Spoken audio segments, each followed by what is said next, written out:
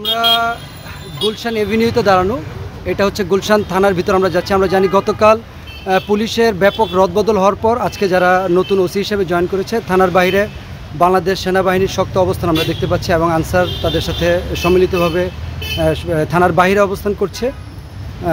আমরা যদি থানার ভিতরের দিকে যাই, আমরা যতটুকু জানতে পারলাম যে গতকালের আগে থেকেই স্বাভাবিক কার্যক্রমগুলো শুরু হয়েছে এবং নিয়মিত যেটা সাধারণ ডায়েরি এবং অন্য যে কাজগুলো থানার ভিতরে আমরা যে সাধারণ কার্যক্রম, যেটা সাধারণ ডায়েরি এবং অন্য কার্যক্রমগুলো আমরা চলমান দেখছি।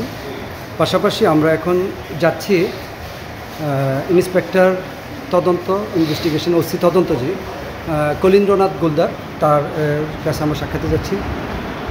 যে কেমন আছেন? জি, ভালো আছি। আমি জানতে চাচ্ছিলাম যে গুলশান থানার সার্বিক কার্যক্রম কোন অবস্থায় আছে? গুলশান থানার স্বাভাবিক কার্যক্রম আমরা পরিচালনা করছি। আমাদের সেনা পুলিশ যৌথভাবে প্যাট্রোলিং অব্যাহত আছে।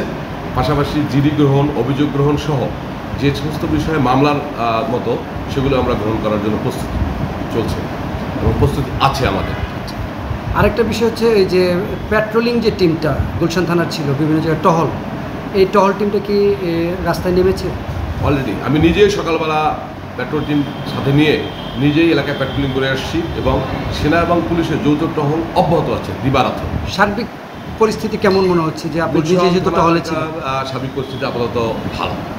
আচ্ছা, আর নতুন ডায়েরি, সাধারণ ডায়েরি কি পরিমাণ হচ্ছে অ্যাভারেজে? প্রচুর পরিমাণ হচ্ছে, কারণ বেশ কয়েকটা দিন যাবৎ থানা কার্যক্রম ছিল না বললেই চলে।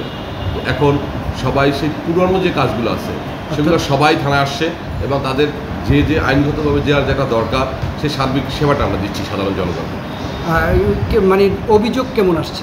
সাধারণ ডায়েরিটা আমরা জানি যে এক ধরনের, অভিযোগটা কেমন আসছে? যেটা মামলা বলে অভিযোগ খুব কমই আসছে, অভিযোগটা জিডির ঘটনা বেশি আসছে। জিডির ঘটনা বেশি আসছে। ধন্যবাদ আপনাকে যুগান্তরের পক্ষ থেকে। আপনাকেও ধন্যবাদ।